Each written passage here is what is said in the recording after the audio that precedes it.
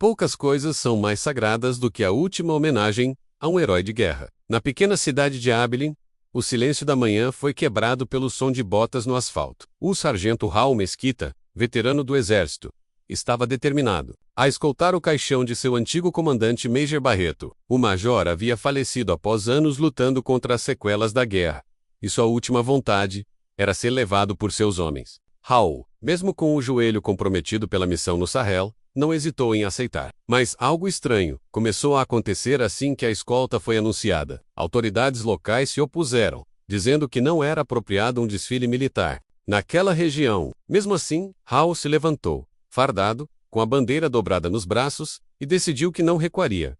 O povo da cidade parecia dividido entre respeito e indiferença. Alguns jovens zombavam da marcha marcada de Raul, dizendo que a guerra já tinha acabado há muito tempo. Outros, principalmente os mais velhos, ficavam em silêncio, tirando o chapéu ao vê-lo passar. Raul sentia que cada passo era como caminhar sobre brasas, mas sua missão era clara. Ao lado dele, marchava o cabo Lima, mais jovem, mas com o mesmo brilho nos olhos. Ambos carregavam a lembrança de um homem que lhes ensinara a honra, mesmo nas piores trincheiras. E naquele cortejo simples, onde a banda marcial não foi permitida, o silêncio falava mais alto que 1000 cornetas. Raul sabia que o Major os estaria observando e exigiria que fizessem direito.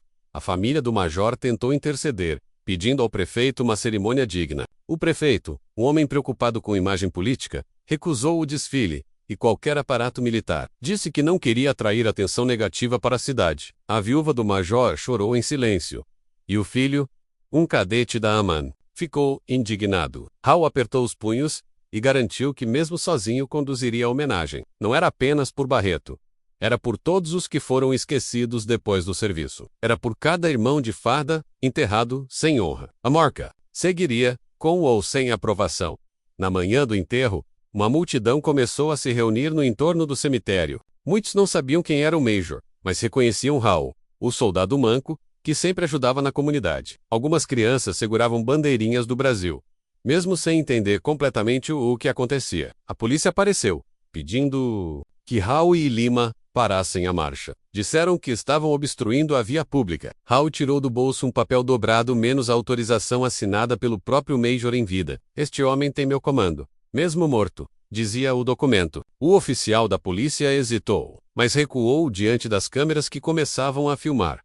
A tensão aumentou quando um grupo de manifestantes apareceu com cartazes. Eram contrários ao militarismo, alegando que heróis de guerra perpetuam a violência. Raul respirou fundo, mas não desviou o olhar nem o passo. Lima, ao seu lado, tremia de raiva, mas seguiu firme. Os gritos eram altos, mas o silêncio dos veteranos era mais profundo. Nenhuma provocação mudaria a missão que lhes fora dada. Na calçada, um senhor ergueu a mão em continência, sem dizer uma palavra. Raul retribuiu com um aceno solene, lembrando-se do que o Major dizia. Honra não precisa ser explicada. Chegando perto do cemitério, o grupo foi interceptado por uma autoridade municipal. Era o próprio secretário de segurança, dizendo que a entrada com um caixão naquele formato era inadequada. Isso aqui não é desfile militar, ele alegou com arrogância. Raul apenas respondeu com voz firme. Isso aqui é a última marcha de um comandante de verdade. Os presentes começaram a se posicionar em torno do grupo, protegendo-os. Alguns começaram a cantar o hino nacional em voz baixa como forma de protesto silencioso. Outros, emocionados, começaram a chorar. A marcha não parou, e o caixão avançou mais uma quadra.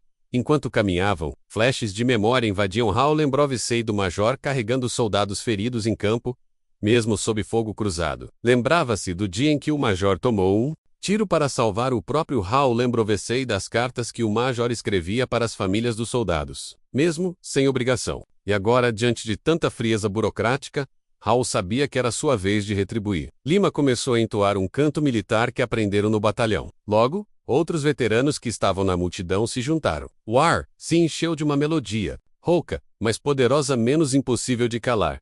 Alguns repórteres começaram a transmitir ao vivo o que estava acontecendo. A história viralizou nas redes sociais em poucos minutos. Milhares de pessoas começaram a comentar.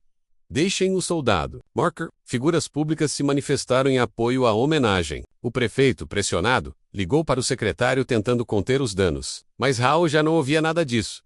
Seus olhos estavam fixos no portão do cemitério. Ele sentia o peso do caixão como se carregasse o país inteiro nas costas. E silêncio continuava.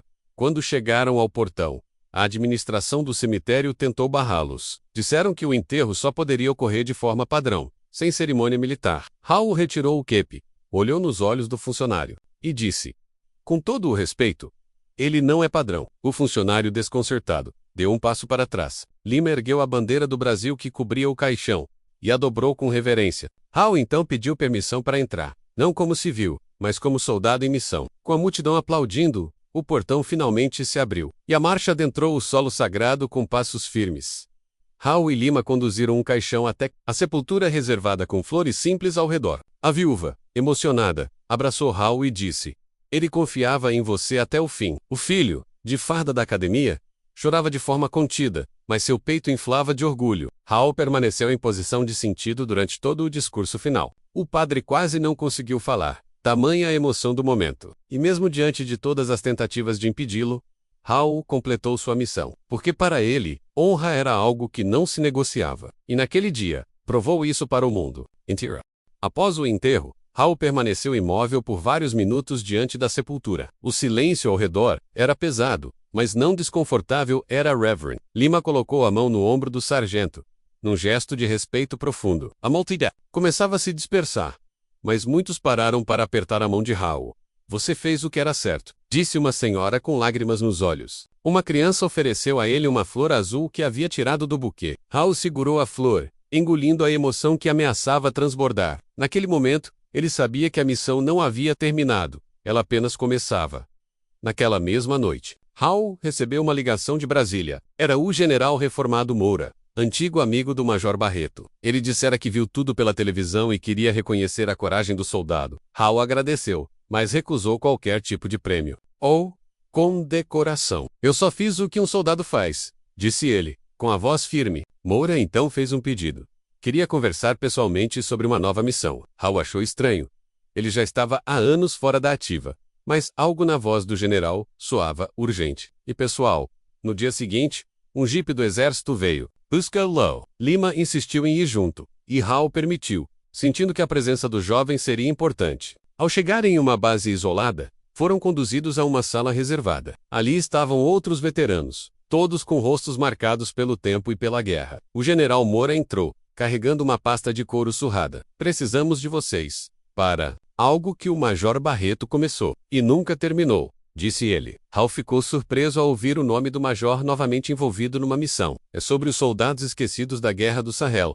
Ele sabia de algo que o governo abafou. O general explicou que anos atrás, o Major descobrira documentos sobre soldados considerados desaparecidos. Na verdade, muitos deles haviam sido abandonados durante uma retirada forçada. Barreto tentou denunciar, mas foi silenciado por superiores. Antes de morrer, deixou pistas com pessoas de confiança menos, incluindo Hal. Aqueles documentos estavam escondidos, e agora alguém poderoso tentava impedir que viessem à tona. Hal sentiu um frio na espinha, ao perceber o motivo de tantos empecilhos no enterro. Barreto não era apenas um herói, era um segredo ambulante. E sua última marcha foi vigiada por mais olhos do que imaginavam. Com o mapa nas mãos, Hal decidiu que aceitaria a missão, mesmo com um corpo cansado. Lima, cheio de fervor, disse que estaria com ele até o fim. Outros 3 veteranos se voluntariaram: Sargento Cordeiro, Enfermeiro Tavares e o Atirador Aranha. O grupo formou uma pequena unidade tática, sem vínculo oficial com o exército. A ideia era recuperar os documentos e expor a verdade menos com discrição. Eles teriam que viajar ao sul do país, onde supostamente estavam os arquivos escondidos. Antes do perde, Hal voltou ao túmulo do Major e prestou continência. Essa será sua última missão, comandante, e eu vou completá-la. A viagem foi longa e repleta de tensão. A cada porada, sentiam que estavam sendo seguidos. Tavares, com experiência e inteligência, alertava para veículos suspeitos. Em uma cidadezinha de Minas, perceberam que um carro preto os vigiava discretamente. Aranha sugeriu um desvio por uma estrada rural para despistar os possíveis perseguidores. Funcionou, mas deixou o grupo ainda mais alerta. A missão, que parecia simples, agora tinha cheiro de conspiração. Hal sabia que havia tocado em algo muito maior do que esperavam.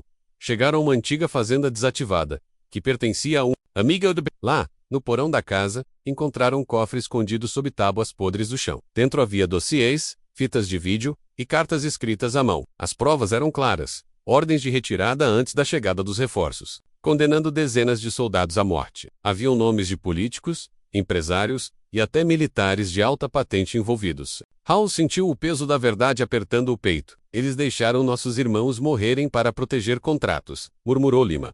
O grupo entendeu que precisava agir, mas com inteligência e estratégia, Tavares digitalizou os documentos e enviou cópias criptografadas a contatos confiáveis. Cordeiro, com contatos na imprensa, marcou uma reunião com uma jornalista de renome, mas a notícia de que estavam em posse do material vazou misteriosamente. Naquela mesma noite, a fazenda foi cercada por homens armados. Sem identificação, Hal mandou todos se posicionarem e apagarem as luzes. A primeira explosão veio nos fundos da casa menos, e o combate começou. Mesmo com a idade, os veteranos mostraram por que eram lendas em seus regimentos. A noite foi longa, mas a casa resistiu até o amanhecer. Quando os agressores recuaram, deixaram para trás equipamentos com marcas de uma empresa privada de segurança. Isso confirmava que forças paralelas estavam tentando silenciar a verdade. Hal reuniu o grupo e decidiu que não podiam mais se esconder. Era hora de ir até Brasília e entregar tudo pessoalmente, custasse o que custasse. Lima, ferido de leve no braço, recusei a ficar para trás. A jornalista aceitou encontrar o grupo em um local secreto na capital. A transmissão seria ao vivo, em rede nacional. A história do Major Barreto e dos soldados esquecidos seria, enfim, revelada na véspera da transmissão. Hal recebeu um envelope anônimo embaixo da porta do hotel. Dentro havia uma foto dele com o Major na Guerra Menos, e um bilhete. Se falar, você será o próximo a ser enterrado. Hal apenas sorriu e colocou a foto no bolso do peito, sob a farda. Não havia mais volta menos, e ele jamais seria intimidado por ameaças covardes. Lima o abraçou, dizendo que estava pronto. O grupo todo compareceu à emissora na hora marcada. Quando a câmera começou a gravar, Hal olhou diretamente para o público, e com a voz carregada de emoção e fúria disse: "Esta é a verdade que queriam esconder." A transmissão ao vivo foi assistida por milhões de brasileiros em todo o país. Hal apresentou documentos, áudios e cartas do Major Barreto, com firmeza e precisão. Cada palavra sua era como um disparo direto contra a hipocrisia dos que estavam no poder. A jornalista, emocionada, apenas balançava a cabeça, chocada com o conteúdo. O país descobriu que dezenas de soldados haviam sido deixados para morrer, em troca de acordos lucrativos. Barreto tentou impedir, mas foi silenciado, e só agora sua voz encontrava eco. Enquanto falava, Hal não piscava, como se olhasse nos olhos de cada brasileiro. Ele terminou com a frase: "A pátria não é o governo. A pátria são os que servem e não desistem dela." As reações foram imediatas. Veteranos de todo o Brasil se manifestaram em apoio à revelação. Familiares dos soldados desaparecidos começaram a exigir justiça. O governo tentou conter a crise, mas já era tarde demais. O nome de Hal viralizou como símbolo de honra e coragem. Entidades civis pediram que ele fosse homenageado no Congresso, mas Hal recusou qualquer cerimônia. Menos ele dizia que a verdadeira homenagem já havia sido feita. O enterro do Major, contra tudo e todos, havia sido sua maior condecoração.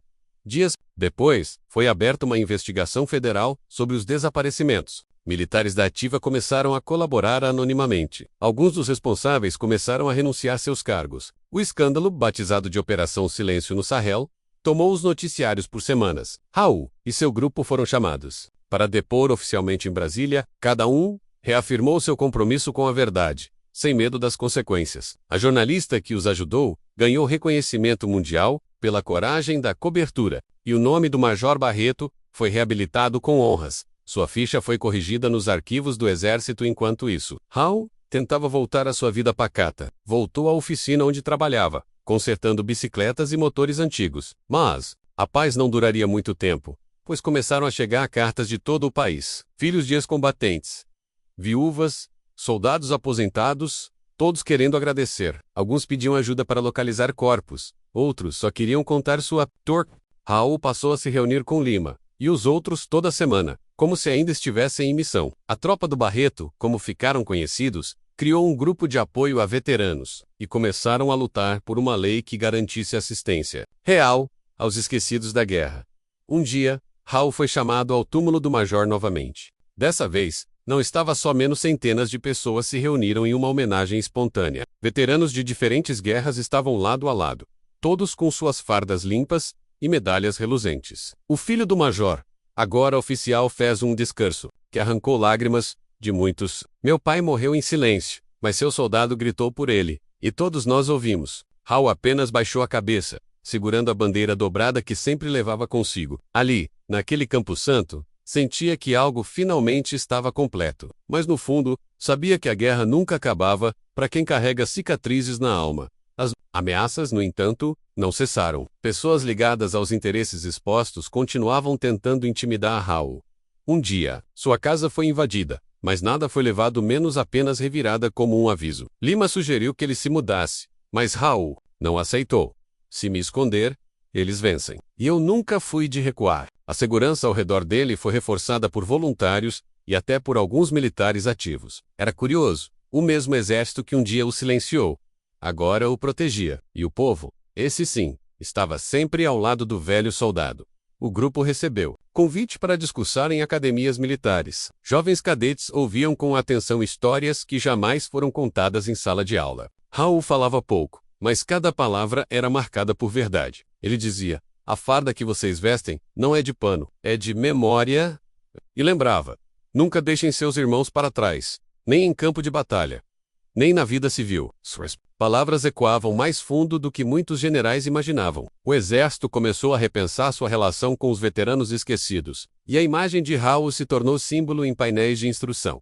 O soldado que não recuou. Certa manhã, Haldo recebeu um convite especial: acender a tocha em uma cerimônia nacional de homenagem aos combatentes. Ele hesitou, mas Lima o convenceu de que seria por todos os que não puderam estar ali. Naquela noite, diante de milhares, Hal acendeu a chama com as mãos trêmulas. O público aplaudia de pé, enquanto ele permanecia em silêncio absoluto. Era sua maneira de homenagear o Major, a missão e os homens esquecidos. Depois da cerimônia, ele voltou para casa e sentou-se à varanda, como sempre fazia. Olhou o céu, retirou do bolso a foto antiga com Barreto e sorriu. A missão cumprida, comandante. Hal envelheceu em paz, cercado por amigos e respeito. Lima assumiu a frente do grupo de apoio, e a causa seguiu firme. A lei para a proteção de veteranos foi aprovada com ampla maioria. Famílias encontraram respostas. Nomes esquecidos foram gravados em memoriais. A história do Major Barreto foi incluída nos livros das escolas militares. E o nome de Hal se tornou parte do juramento de cadetes da nova geração. Nos quartéis diziam: se Hal marchou até o fim, nós também podemos. A semente da honra havia florescido, e ninguém mais poderia arrancá-la.